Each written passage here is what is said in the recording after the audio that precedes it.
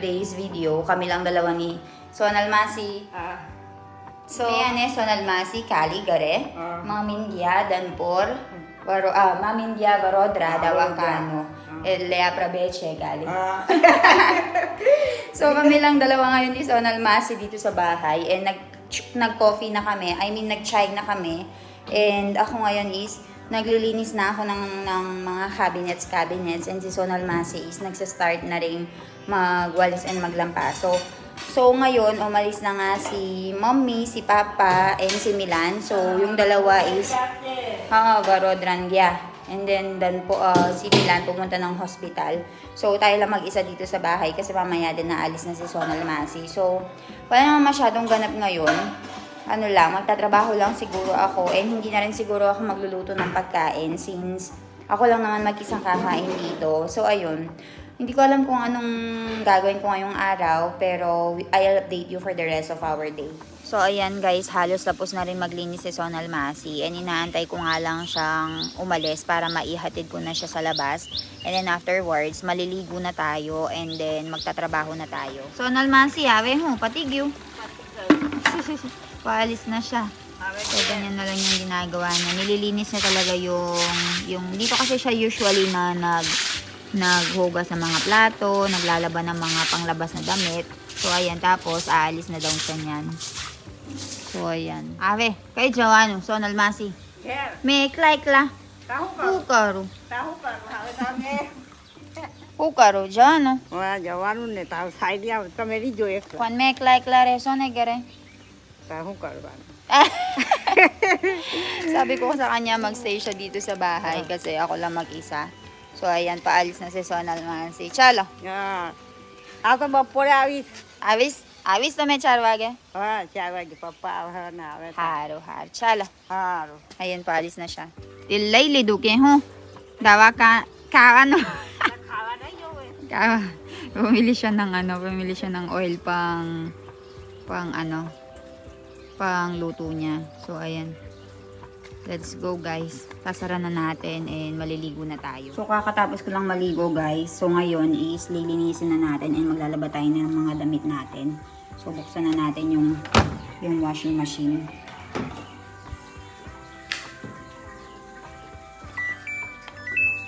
So ayan, hintayin na natin matapos tapos sasampay natin. Pero for now, habang hinihintay natin na matapos siya is magtatrabaho na tayo mag-i-edit. So nakarating na si na Mommy mula sa hospital. Dawa kano diata may aje? Kaya hugi do, doctor?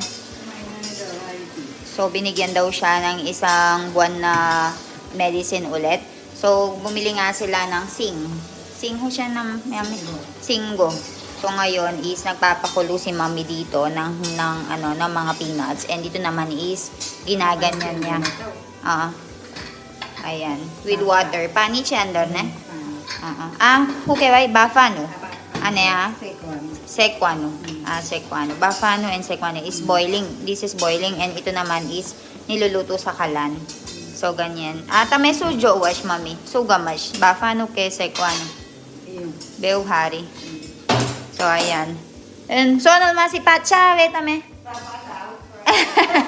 Andito ulit si Sonal Masi and alas 5 ngayon ng hapon guys. So bumalik siya dito kasi meron siyang trabaho. So ayan. Maglalakad-lakad kami. Apra, chalwa, Jawano. Namak mo kidido. Kaya? Bafano mo kidido namak todo. Nana, chalse. Pachi, bow kato ho kebay. So, dadagdagan daw ni Mommy yung salt kasi konti lang yung nilagay niya. Kasi gusto daw niya yung maalat-alat. So, ito papakuluan muna natin. Ito, lulutuin niya. Tapos dito, meron na nga kaming nilutong ulam for today which is palak ni Baji. And right over here, ginawa ko na yung lot na gagawin nating rotli maya-maya. Guys, ang daming mga baboy baboy damo. Ay, ang dami mga baboy damo, grabe. Ayan, sinasabi ko sa inyo mga baboy damo na naglipa na, guys, Grabe, isang clan sila. Full pack. Tatlo pa daw siya, Mami. Paisi, pachigi kera bagrigay. Kera bagana. આપણા ચાલવા જવાનું ને પછી જોયું. જોયું કંપુંડા. Ayan guys, dito kami sa side jud jo. Dito kami sa side naglakad, hindi sa may rasto, hindi dun sa may road. So ang dami namin nakita mga baboy damo. So sisirain ngayon yung mga farms kasi nadaan sila diyan no. Ayan no. Pagtara jo sa Ang dami. આપણા જોવે ને તો વધારે ના થઈ ગયા. Ang daming baboy damo. Gia. હજી અસર બધા થઈ ગયા. Ause pacha. Yung iba nasa loob. Yung iba pumunta dito, guys. So, sinabihan nga si mommy ng doktor na okay lang daw siya na maglakad-lakad and mas maganda nga daw yun na maglakad-lakad siya. That's why, mommy, etleta me chalwag ya. Doktor eke du chale. ચાલે. So, Chalo. ayan. Chalo. So, ayun, naglalakad-lakad kami ngayon. So, every 5 o'clock, pagkatapos ng mga trabaho, and after namin ma-prepare yung mga ચાલે તો સારું એમ. mas maganda daw yung naglalakad. So after namin ma-prepare yung mga lulutuin and ma-decide kung ano yung lulutuin namin, naglalakad kami ni mommy. Alas 5 ng hapon hanggang alas 6:30. So ngayon naka-4 na kilometro na kami and pabalik na kami sa bahay. So nakapagluto na nga ako ng ulam natin ngayon guys, which is itong palak ni Baji. And ako yung nagluto niyan. Tapos right over here, nagluluto si mami ng rotlo. Rotlo siya, mami? Rotli. Rotli din lang. Kaya So, meron rotli. tayong rotli dito. And over there is meron tayong rotlo. Tapos, dito, naluto na yung mga mais, mga peanuts natin. Tapos, ito, naluto na rin siya, guys. So, kakainin natin yan maya-maya kapag manonood tayo ng movie. So, guys, yung kaibahan ng rotli is ganyan yung kulay niya. And medyo manipis siya. And yung rotlo, guys, mamaya gagawin ni mami. Papakita ko sa inyo. Ayan, perfect. Hello, siya, bilgi-bilgi. Those are rotlo, guys. So, gagawin ni mami yan maya-maya. Sabi ko kay mami, ako yung gagawa. Pero ang sabi niya, masyado daw ako mabagal. Menay kardais et baudire chetle. Nali. Tapachi. Me baudire lenay karwagago. ના ના. Tapachi, lawan. એક જ જણ પછી બધા ગરમીમાં બફાવાનું. મને ગરમી લાગે તને ગરમી લાગે.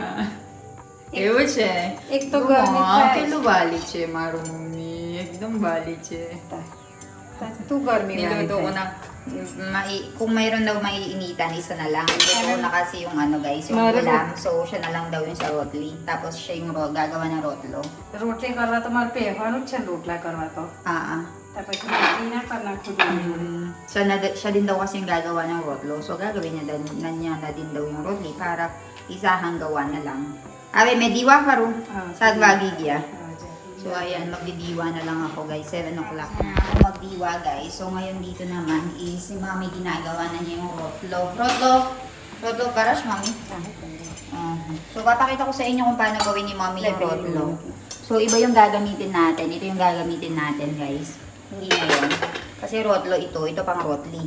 So, iikot-ikutin mo muna yan. Pagkatapos, kamay lang yung gagamitin guys. Hindi nila gagamitin yung wooden stick. Papakita ko sa inyo. Pinapainit pa kasi ni mami ko eh. Kaya hindi pa niya malagay-lagay. Kaya tayo dyan. So, mainit na guys. Kaya yun. So, ayun. Meron siyang ginagamit na lot doon, which is flour. Tapos, ganyan-ganyan lang. Kamay-kamay lang guys. Kung nakikita nyo, parang napakadali, no? Pero napakahirap niyan. Mami, badane ulagas easy che. Ano na easy? Ekdam magro che, ha? Very hard yan, guys. Kung nakikita nyo lang na pag ganyan-ganyan. Very hard na bilugin yan.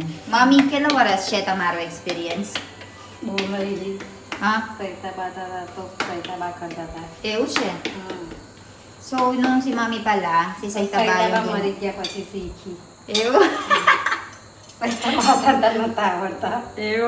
Nung daw nandyan yung mother-in-law niya, which is the father, the mother of Papa, si mother-in-law daw niya yung gumagawa.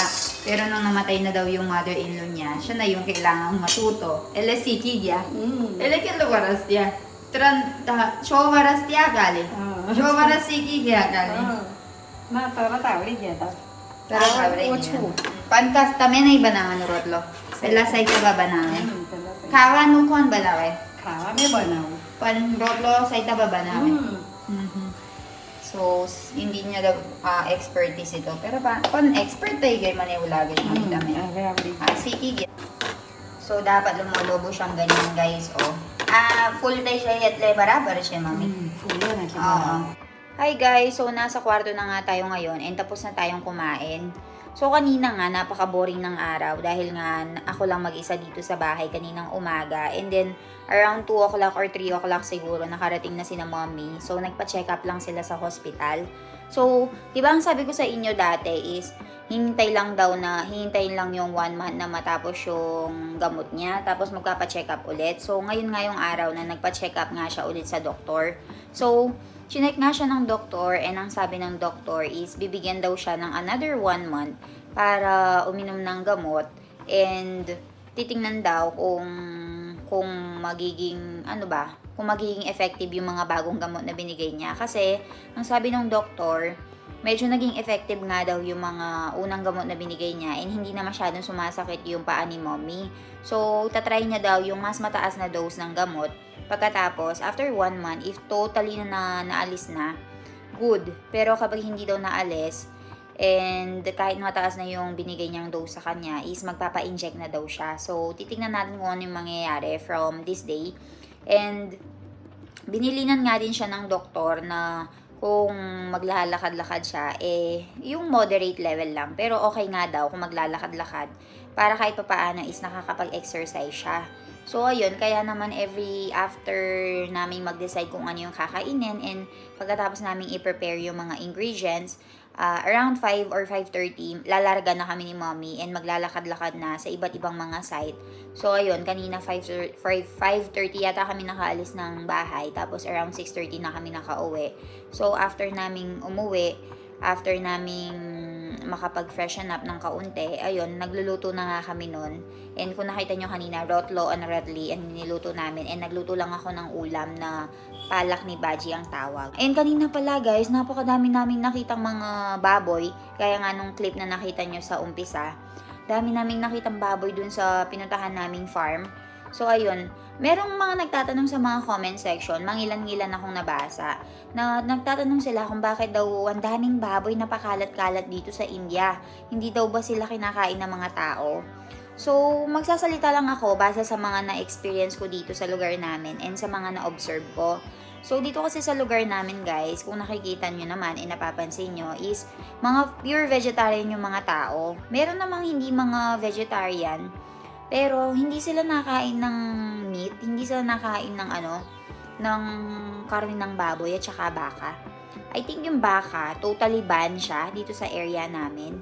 And sa mga baboy naman, tinanong ko si Milan kung meron ba nagtitinda ng baboy dito. Ang sabi niya rin is wala. Kasi para daw sa kanila, kapag baboy, napakadumi. Kaya kung napansin nyo sa video, napakadaming mga baboy na dumaan dun sa farm. Siguro buong clan. Siguro mga nasa 15 to 20 yun. Tapos mayroong mga biik na maliliit. So, napakadaming galang mga baboy damo dito. And, hindi nga sila kinakain ng mga tao. Namimerwisyo sila sa mga farm. Gaya ng farm namin, guys.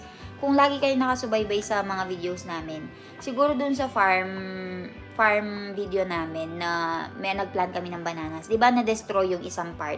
So, mga baboy damo yung kumain noon. So, yung mga farmers dito talaga is naglalagay sila ng mga barricades and mga kuryente para sa mga farms nila para hindi nga makapasok yung mga baboy damo. So, yun, hindi sila nakain ng baboy dito kasi para sa kanila is marumi daw. And kung meat lover ka guys, kung pork and beef lover ka, mahihirapan ka dito sa India kasi very limited places lang talaga yung nag-o-offer ng beef and pork. Kasi I think if I'm not mistaken, ban yung beef. Pero hindi ko alam sa ibang lugar dito sa India. Pero ayun, para pagkakaalam ko, ban talaga yung beef and madalang ka lang makakita ng pork. So ayun, sana nag-enjoy kayo sa video na ito and sana may natutunan kayo kahit papaano. So guys, kung hindi pa kayo nakaka-subscribe, mag-subscribe naman kayo. Yung iba kasi nakakalimutan daw nila mag-subscribe sa ibaba. So, kung gusto nyo lang, mag-subscribe kayo guys. Thank you for watching. See you tomorrow.